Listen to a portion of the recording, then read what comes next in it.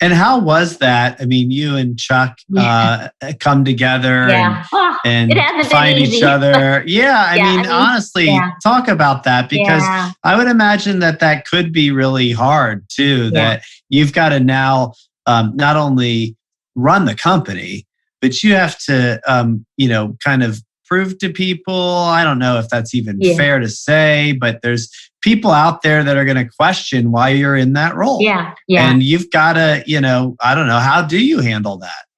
Well, what really helped me was all of my charity work and community work that happened before or around the same time I became president. Or it really, and I before I became president, I started cutting back my time behind the chair. So I went from, full time to 3 days behind the chair, 2 days in the office. So it was a real gradual movement. And then I got down to just 1 day a week behind the chair, servicing my guests as a hair artist. And then it came down to that guidance of Chuck saying, now 100% of your focus needs to be on our team and our community. Because, he was a hairdresser and he felt like that was a really big pivotal point to grow his company is when he stepped away from the chair to focus on his team and the community and the business, of course.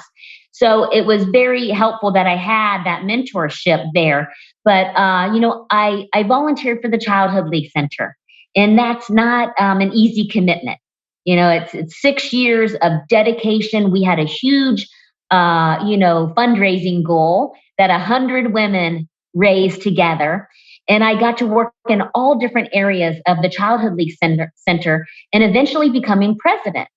So that had nothing to do with Penzone or Chuck or anybody. I had to do it. I had to make it happen and show up.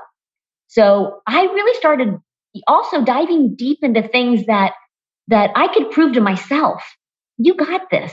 If you love something, you believe in it, Debbie, you can be that leader. You can share with others this purpose or this passion and step into that role.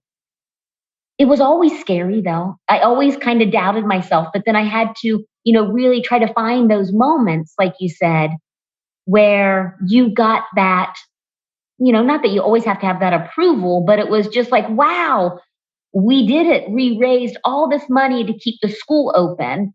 And I felt like my leadership mattered there. So a lot of the things in the community that then I brought back to Penzone. I wanted to have a purpose-driven core team. I wanted my team at Penzone to live it, just like they did all these volunteers for that mission or that purpose.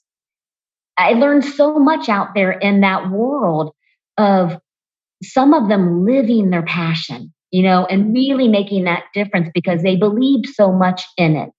And it was more than just, going to work or having a job. So I really wanted to start hiring people around me that loved what we do.